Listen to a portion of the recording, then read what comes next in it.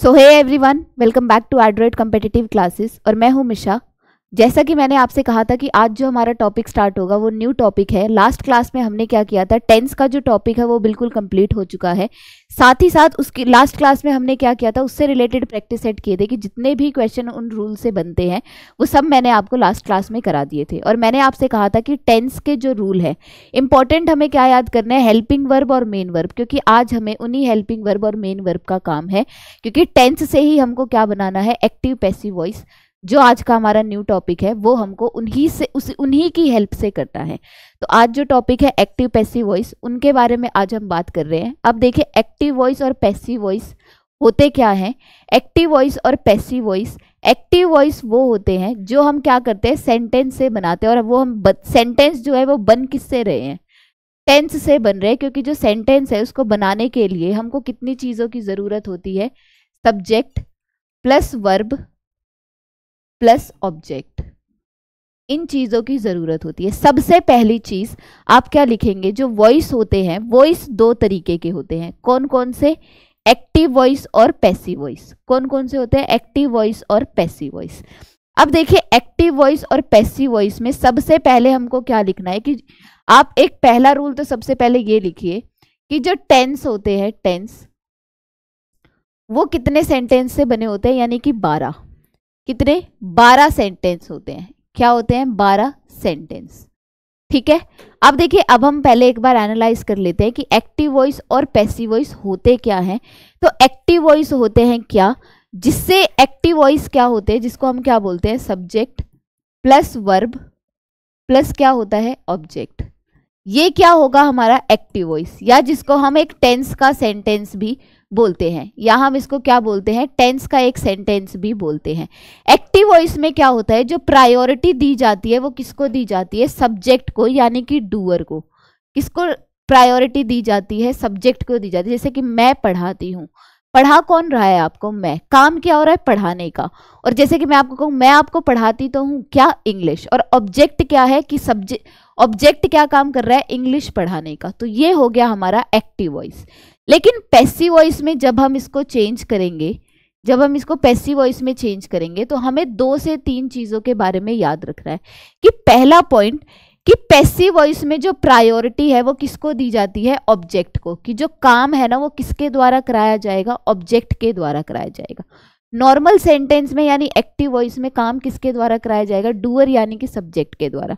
लेकिन passive voice में किसके द्वारा कराया जाता है, ऑब्जेक्ट के द्वारा कराया जाता है। जैसे कि देखिए कि एक्टिव वॉइस क्या करता है, व्हाट सब्जेक्ट डज, कि सब्जेक्ट यानी कि कर्ता ने क्या काम किया, कर्ता यानी कि डूअर क्या काम कर रहा है। और पैसिव वॉइस में हम फोकस किस पे करते हैं, focus is on the action, कि काम किसके द्वारा हुआ जाएगा, कि ऑब्जेक्ट के द्वारा कराया जाएगा। ये दोनों डिफरेंस है किसमें, एक्टिव वॉइस और पैसिव वॉइस में। देखिए, मैं आपको सेंटेंस बनाना भी सिखाऊंगी कि एक्टिव से पैसिव कैसे बनता है। लेकिन जो हमारा प्री एग्जाम आता है वो आता है एमसीक्यू बेस्ड, और उसमें अगर आपने बनाने में अपना टाइम लगा दिया तो आपको मैक्स टू मैक्स टाइम लग जाएगा 5 मिनट। लेकिन हमको तो टाइम पे खेलना है पूरे प्री एग्जाम में। तो मैं आपको कुछ 2-3 ट्रिक ऐसी बताऊंगी एक्टिव वॉइस और पैसिव वॉइस को करने की, जिससे आप उसको ईजिली 2 से 3 सेकेंड में अपना करेक्ट ऑप्शन फाइंड आउट कर पाओगे। और वो फाइंड आउट करने के लिए जो मैं ट्रिक आपको बता रही हूँ, आपको बस फोकस उसी पे करना है और उसी से आपको अपने रूल लिखने हैं। सबसे पहले अभी मैं बार बार इस चीज को दोहरा रही हूँ, वो क्या है, सब्जेक्ट वर्ब और ऑब्जेक्ट। क्या दोहरा रही हूँ, सब्जेक्ट वर्ब और ऑब्जेक्ट। ये क्या होता है हमारा एक्टिव वॉइस। क्या होता है हमारा एक्टिव वॉइस। अब पहली चीज आप लिख लीजिए कि टेंस, टेंस कितने होते हैं, 12 सेंटेंस। क्या होते हैं, 12 सेंटेंस, जिसको हम क्या बोलते हैं, एक्टिव वॉइस भी बोलते हैं। कि भाई 12 सेंटेंस हमारे बन सकते हैं टेंस के अकॉर्डिंग। लेकिन जो वॉइस होता है ना, वॉइस सिर्फ और सिर्फ कितने का बन सकता है, 8 टेंस का ही वॉइस हम बना सकते हैं। सिर्फ कितने का बना सकते हैं, 8 टेंस का, जिसमें से हम 4 को क्या कर देते हैं, कट कर देते हैं। वो आप लिख लीजिए। प्रेजेंट में हम कौन सा कट कर देते हैं, प्रेजेंट से कट हो जाता है प्रेजेंट परफेक्ट कॉन्टिन्यूअस, यानी हम प्रेजेंट परफेक्ट कॉन्टिन्यूअस जिसमें सिंस और फोर का यूज होता है उसका हम पैसिव वॉइस नहीं बना सकते। उसका हम क्या नहीं कर सकते, पैसिव वॉइस नहीं बना सकते। पास्ट टेंस में से हम किसका पैसिव वॉइस नहीं बना सकते, पास्ट परफेक्ट कॉन्टिन्यूअस का हम क्या नहीं बना सकते, पैसिव वॉइस नहीं बना सकते। और फ्यूचर में से हम फ्यूचर कॉन्टिन्यूअस और किसका, फ्यूचर परफेक्ट कॉन्टिन्यूअस का क्या नहीं बना सकते, वॉइस नहीं बना सकते। इन 4 टेंस का हम क्या नहीं बना सकते, वॉइस नहीं बना सकते। तो सबसे पहली चीज तो हमें यही याद रखना है कि 12 टेंस होते हैं, जिसमें से 8 का हम क्या बनाते हैं, वॉइस बनाते हैं। इन 4 का हम क्या नहीं बना सकते, वॉइस नहीं बना सकते। अब लिखिए अपनी ट्रिक की ट्रिक क्या कहती है कि हमको फोकस किस पे करना है, सब्जेक्ट, वर्ब, ऑब्जेक्ट। इसको मैं काफी बार लिख चुकी हूं कि ये आपको याद दिलाएगा किसकी, एक्टिव वॉइस की। अब हमें क्या करना है, पैसिव वॉइस, क्योंकि एग्जाम में एक्टिव से चेंज इनटू पैसिव भी आ सकता है और पैसिव से चेंज इनटू एक्टिव भी आ जाएगा। इसीलिए मैं आपको दोनों ही अच्छे से बता रही हूं। पहली ट्रिक हमको क्या याद रखनी है, पहली ट्रिक हमको ये याद रखनी है कि अगर वो एक्टिव वॉइस की बात कर रहा है तो सब्जेक्ट, वर्ब और फिर क्या आएगा, ऑब्जेक्ट। यानी प्रायोरिटी किसको दी जाएगी कि कर्ता ने क्या काम किया, यानी डूअर ने क्या काम किया। लेकिन जब हम उसका पैसिव बनाएंगे तो सबसे पहले क्या करना है, सब्जेक्ट और ऑब्जेक्ट का इंटरचेंज करना है। यानी कि हमारा जो ऑब्जेक्ट है वो तो क्या बन जाएगा, सब्जेक्ट। क्या बन जाएगा, सब्जेक्ट। और जो सब्जेक्ट रहेगा वो क्या बन जाएगा, ऑब्जेक्ट बन जाएगा। क्या बन जाएगा, ऑब्जेक्ट बन जाएगा। यानी कि हम लिखेंगे क्या, बाय सब्जेक्ट। क्या लिखेंगे, बाय सब्जेक्ट, क्योंकि काम किसके द्वारा होगा, सब्जेक्ट के द्वारा होगा। और जब भी हम के द्वारा की बात करते हैं तो हम प्रीपोजिशन क्या लगाते हैं, बाय लगाते हैं। क्या लगाते हैं, बाय लगाते हैं। अब मेन कीवर्ड कि देखिए जब हम नॉर्मल टेंस की बात करते हैं तो हेल्पिंग वर्ब के साथ मेन वर्ब उसी के अकॉर्डिंग आएगी। जैसे हम डू, डज, डिड का यूज कर रहे हैं तो वर्ब की फर्स्ट फॉर्म ही आएगी। इज, एम, आर या वॉज वर्ब का यूज कर रहे हैं तो वर्ब की फर्स्ट फॉर्म के साथ आईएनजी आएगी। हैज, हैव का यूज कर रहे हैं तो वर्ब की थर्ड फॉर्म आएगी। लेकिन जब भी हम एक्टिव का पैसिव वॉइस बनाते हैं, चाहे हमारी हेल्पिंग वर्ब कुछ भी हो, वो मैं आपको सिखाऊंगी चेंज कैसे करते हैं। लेकिन जो मेन कीवर्ड है वो ये है कि उसमें हमेशा वर्ब की कौन सी फॉर्म आती है, थर्ड फॉर्म। चाहे इज, एम, आर हो, चाहे वॉज वर हो, चाहे हैज, हैव हो, कुछ भी हो, हमें लगानी क्या है, वर्ब की थर्ड फॉर्म। और वर्ब को मैं अभी आपको चेंज करना सिखाऊंगी। बस हमको 3 मैंने आपको कीवर्ड बताए कि क्या करेगा, ऑब्जेक्ट और सब्जेक्ट इंटरचेंज करेगा। उसी के अकॉर्डिंग हम क्या लगाएंगे, अपनी हेल्पिंग वर्ब लगाएंगे। वो मैं आपको हेल्पिंग वर्ब चेंज करना सिखाऊंगी। लेकिन जो हमारा मेन वर्ब आएगा वो हमेशा किस फॉर्म में आएगा, V3 फॉर्म में आएगा। ये है एक एक्टिव पैसिव वॉइस का ब्रीफ इंट्रोडक्शन। अब देखिए active voice tell us what a person और थिंग डज, कि भाई पर्सन या कोई भी चीज क्या काम कर रही है। फोकस किस पे होगा, कर्ता पे होगा, डूअर पे होगा। और जो पैसिव वॉइस होता है वो कहता है डन टू समवन और समथिंग। किसको प्रायोरिटी दी जाएगी, ऑब्जेक्ट को प्रायोरिटी दी जाएगी। जैसे कि सब्जेक्ट, वर्ब और ऑब्जेक्ट, ये कहता है एक्टिव वॉइस। और पैसिव वॉइस क्या कहता है, ऑब्जेक्ट, वर्ब और सब्जेक्ट। हो गया यहाँ पे सब्जेक्ट और ऑब्जेक्ट का इंटरचेंज, यही कहता है एक्टिव टू पैसिव वॉइस। और वर्ब की हमेशा कौन सी फॉर्म आएगी पैसिव वॉइस में, वर्ब की हमेशा थर्ड फॉर्म आएगी। ये कहता है एक्टिव वॉइस और पैसिव वॉइस। तो पहला टेंस जो आज हम कर रहे हैं वो कर रहे हैं प्रेजेंट इंडेफिनिट टेंस। कौन सा टेंस कर रहे हैं, प्रेजेंट इंडेफिनिट। अब देखिए प्रेजेंट इंडेफिनिट टेंस में एक्टिव वॉइस में, यानी कि टेंस क्या कहता है कि सब्जेक्ट, वर्ब की फर्स्ट फॉर्म और ऑब्जेक्ट, या वर्ब की फर्स्ट फॉर्म के साथ हम क्या लगाते हैं, SEIS लगाते हैं। अगर हमारा सब्जेक्ट क्या है, ही, शी और इट, या कोई भी सिंगुलर सब्जेक्ट या कोई भी सिंगुलर नाउन। लेकिन अगर हम प्लूरल नाउन की बात करते हैं, I, we, you, they की बात करते हैं, तब हम क्या लगाते हैं, वर्ब की फर्स्ट फॉर्म लगाते हैं। और सेम एज ऐसा डज और डू में भी होता है। इसमें होता है डज और डू में भी होता है कि भाई डू लगता है किसके साथ, I, we, you, they के साथ। और डज किसके साथ लगता है, ही, शी, इट या किसी भी सिंगुलर नाउन के साथ। और डू डज के साथ नॉट आती है। और मेन वर्ब हमेशा क्या आती है, वर्ब की फर्स्ट फॉर्म। अब देखिए हमने 3 कीवर्ड तो पकड़ लिए कि पैसिव वॉइस में क्या हो जाएगा, ऑब्जेक्ट और सब्जेक्ट तो इंटरचेंज करेंगे। वर्ब की कौन सी फॉर्म आएगी, हमेशा थर्ड फॉर्म, यानी मेन वर्ब हमेशा किस में आएगी, थर्ड फॉर्म में।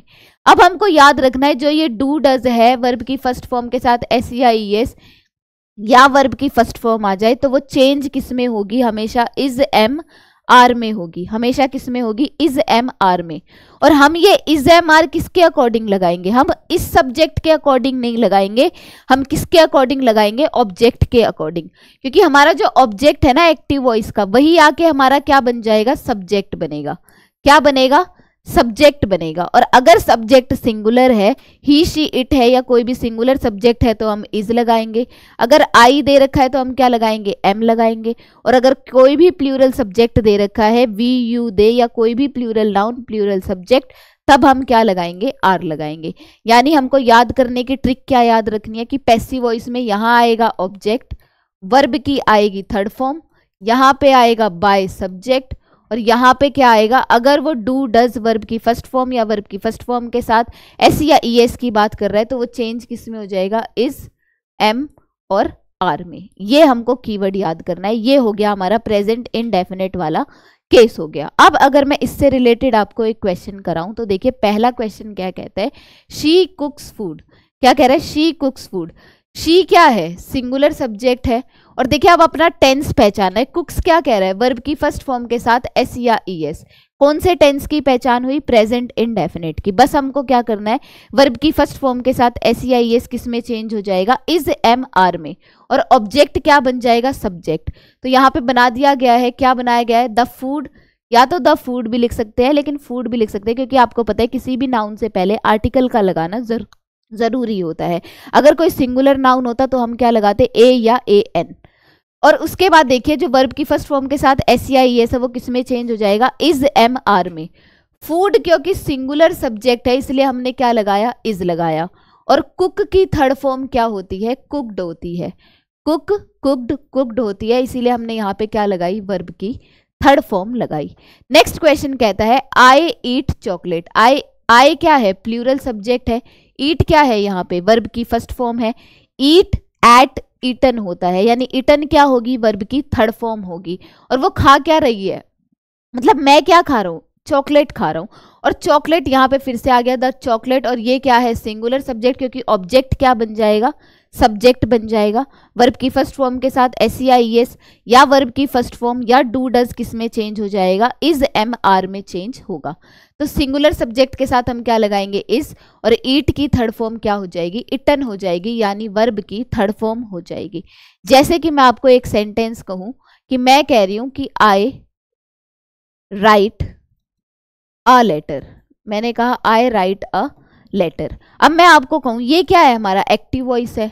और सेंटेंस किस में है, प्रेजेंट इंडेफिनिट में। कैसे पता चला, आई क्या है, प्लूरल सब्जेक्ट, और प्लूरल सब्जेक्ट के साथ मैंने क्या लगा दी, वर्ब की फर्स्ट फॉर्म।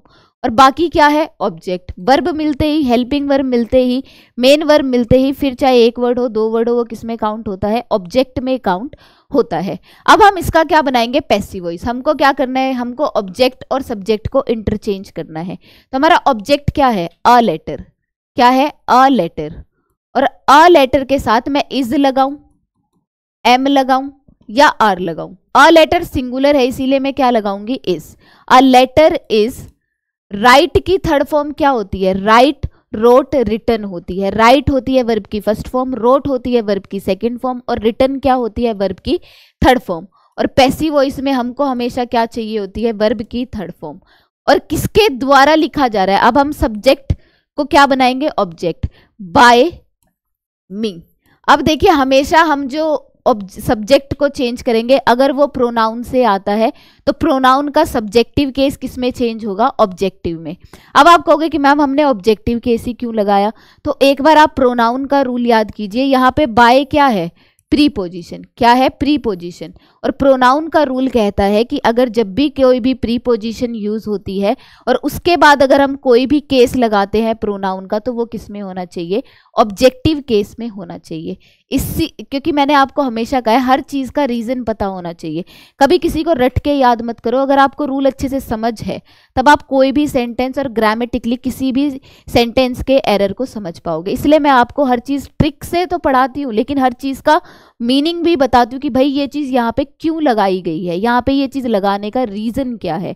तो यहाँ पे बाय क्या है, प्रीपोजिशन। और प्रीपोजिशन के बाद अगर कोई भी प्रोनाउन आता है, उसका केस आता है, तो वो सिर्फ और सिर्फ क्या होना चाहिए, ऑब्जेक्टिव केस। आई का ऑब्जेक्टिव केस मी होता है, यू का ऑब्जेक्टिव केस यू होता है, दे का देम होता है, वी का क्या होता है, अस होता है।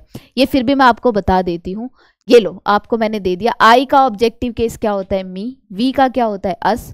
यू का यू ही रहता है, ही का क्या होता है हिम, शी का क्या होता है हर, इट का इट ही रहता है और दे का क्या हो जाता है देम।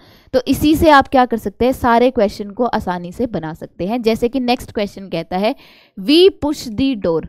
वी क्या है, प्लूरल सब्जेक्ट है, क्या है प्लूरल सब्जेक्ट, इसलिए यहाँ पे क्या लगाई, वर्ब की फर्स्ट फॉर्म लगाई और उसके बाद कह रहा है द डोर।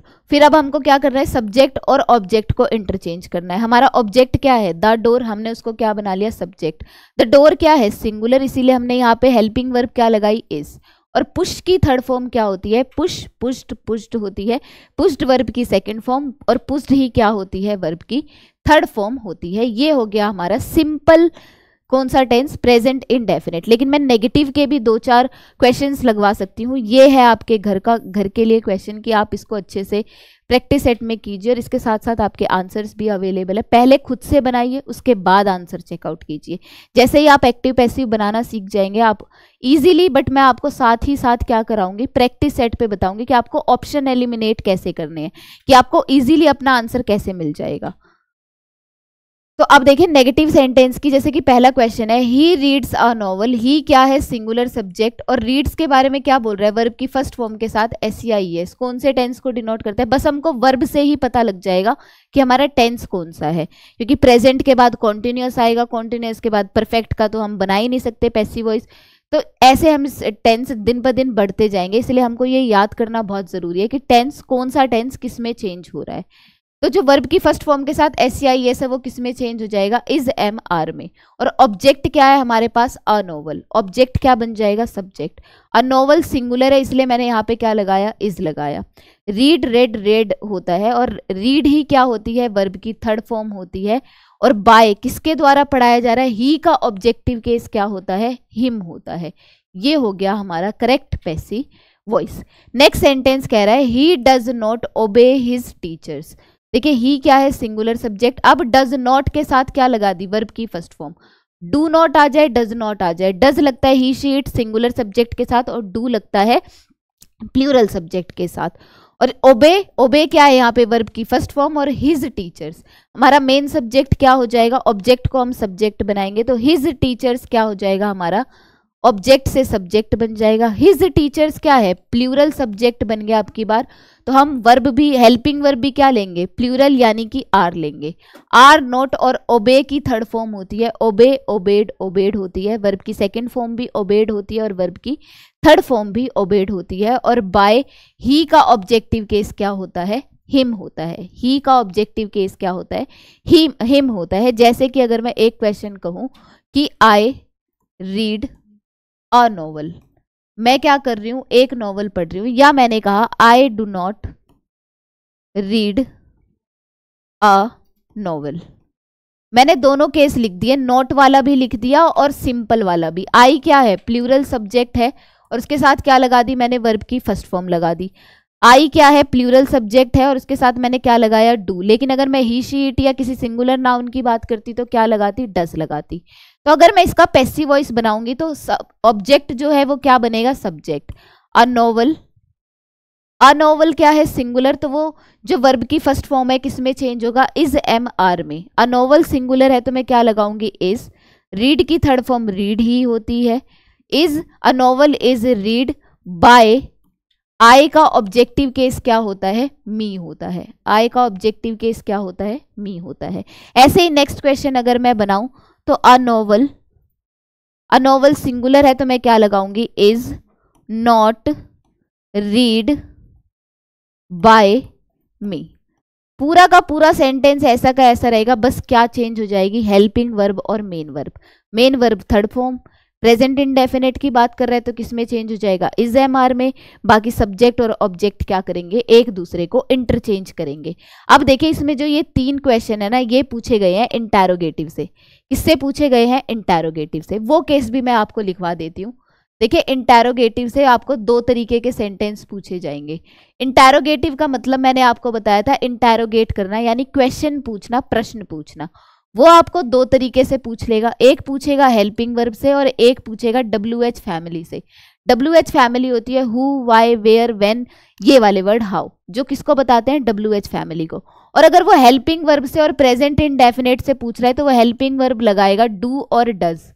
क्या लगाएगा, डू और does, depending upon the question कि सिंगुलर सब्जेक्ट है तो वो डज लगाएगा, प्लूरल सब्जेक्ट है तो वो क्या लगाएगा, डू लगाएगा। वो हमको चेंज किस में करना है, जैसा क्वेश्चन दे रखा है क्वेश्चन इंटेरोगेटिव से, हमें बस उसी फॉर्म में अपना आंसर बनाना है। लेकिन इस क्वेश्चन को सॉल्व करने के लिए आपको थोड़ा सा अच्छे से उसको बनाना पड़ेगा, क्योंकि देखिए हम ऑब्जेक्ट को, क्योंकि जो डू डज लगा रहा है ना वो अपने सब्जेक्ट के अकॉर्डिंग लगा रहा है, सिंगुलर है तो सिंगुलर, प्लूरल है तो प्लूरल। लेकिन हम क्या करेंगे, पैसिव, जब हम पैसिव वॉइस में बनाएंगे तो हम ऑब्जेक्ट को क्या बना रहे हैं, सब्जेक्ट। अगर मान लो हमारा सब्जेक्ट क्या हो गया, प्लूरल हो गया, तो क्या हम डू डज के अकॉर्डिंग लगाएंगे, नहीं लगाएंगे। हम किसके अकॉर्डिंग लगाएंगे, इज एम आर के अकॉर्डिंग लगाएंगे। यानी जो हमारा इज एम आर है वो किसके अकॉर्डिंग लगेगा, ऑब्जेक्ट के अकॉर्डिंग, क्योंकि ऑब्जेक्ट क्या बनेगा, सब्जेक्ट बनेगा। अगर सिंगुलर होगा तो इज लगाएंगे, आई के बारे में बात कर रहा है तो एम लगाएंगे, और अगर कोई भी प्लूरल सब्जेक्ट है तो हम क्या लगाएंगे, आर लगाएंगे। बाकी का क्वेश्चन पूरा एज इट इज रहेगा। दूसरी बात, अगर वो WH फैमिली से क्वेश्चन पूछ रहा है तो पहले आएगी WH फैमिली और फिर क्या आएगी, हेल्पिंग वर्ब, फिर क्या आएगी, हेल्पिंग वर्ब। इसको बताने की ट्रिक आपको बताती हूँ। पहले आप WH फैमिली को हाइड कर ले, हाइड कर लोगे तो आपको पूरा क्वेश्चन इसी की तरह लगेगा, हेल्पिंग वर्ब की तरह।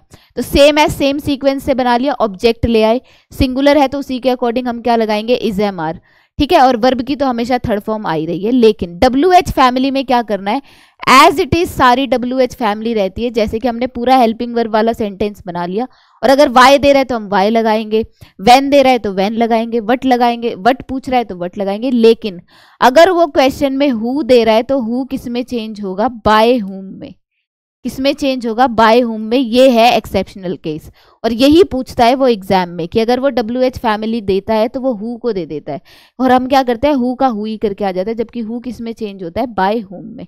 और उसके बाद हम दोबारा से बाय का केस नहीं यूज कर सकते। अब आते हैं हम इंटेरोगेटिव में। क्वेश्चन पूछ रहा है why do you waste time. Question क्या है, why do you waste time.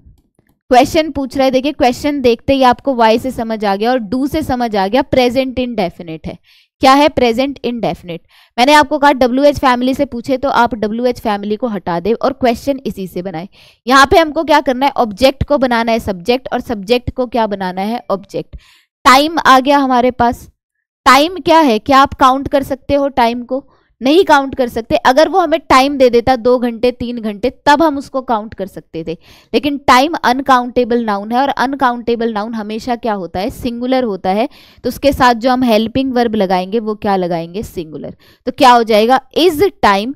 Waste की थर्ड फॉर्म क्या होती है, वेस्टेड। क्या होती है, वेस्टेड।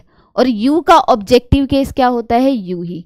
और यहाँ पे क्या आ जाएगा, बाय यू, और पीछे क्या आ जाएगा, क्वेश्चन मार्क। अब हम आते हैं WH फैमिली पे।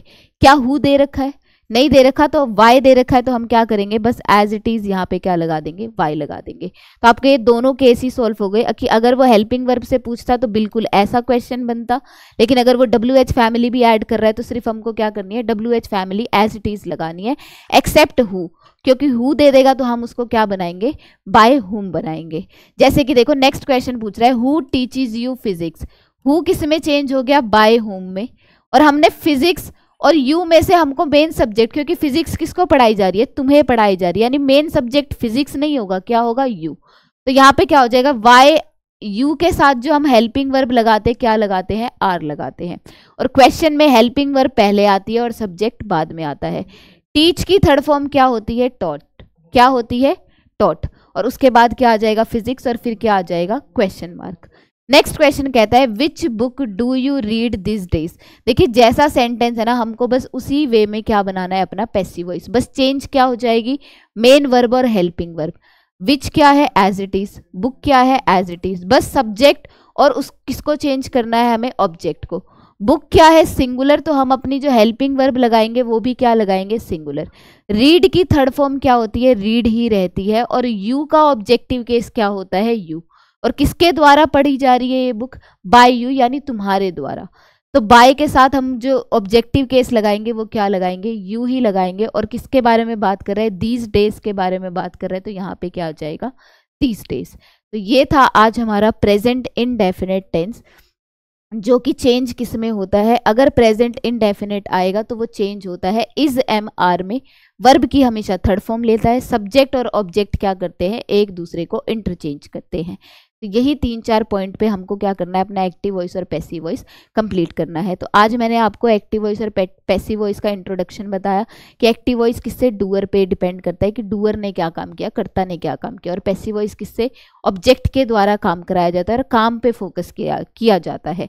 और उसके बाद मैंने आपको बताया प्रेजेंट इंडेफिनिट। प्रेजेंट इंडेफिनिट की पहचान वर्ब की फर्स्ट फॉर्म के साथ SEIS, वर्ब की फर्स्ट फॉर्म डू या डज आए तो उसको पैसिव वॉइस में चेंज करना है इज एम आर में। वर्ब की हमेशा थर्ड फॉर्म रहेगी। सब्जेक्ट और ऑब्जेक्ट एक दूसरे को इंटरचेंज करेंगे। कल हम करेंगे बाकी के टेंस। और एक चीज़ और मैंने आपको बताई, 12 तरीके के टेंस होते हैं जिसमें से वॉइस सिर्फ और सिर्फ कितने के बनते हैं, 8 के। यानी हम प्रेजेंट परफेक्ट कॉन्टिन्यूअस का, पास्ट परफेक्ट कॉन्टिन्यूअस का, फ्यूचर कॉन्टिन्यूअस और फ्यूचर परफेक्ट कॉन्टिन्यूअस का पैसिव वॉइस नहीं बना सकते हैं। तो ये थी हमारी आज की क्लास वॉइस की। कल मैं आपको मिलूंगी इसी सेशन में आगे, और इसके बाद मैं आपको वॉइस इतने अच्छे से करा दूंगी। उसके बाद मैं आपको सिखाऊंगी ऑप्शन एलिमिनेशन, कि आपको बनाना भी आना चाहिए, साथ साथ ऑप्शन एलिमिनेट भी आना चाहिए, कि आप अपने पेपर में मतलब टाइम को कैसे सेव कर सके, क्योंकि सारा खेल टाइम का है। जहां आपको 5 मिनट लग रहे हैं इसको बनाने में, वहां आपको 2 से 3 सेकंड के अंदर आपको अपना आंसर मिल जाएगा। तो अब मैं आपको मिलूंगी नेक्स्ट क्लास में। आज का अपना टाइम देने के लिए थैंक यू। अगर क्लास अच्छी लगती है please like the video, comment कीजिए, subscribe the channel as well. Thank you so much.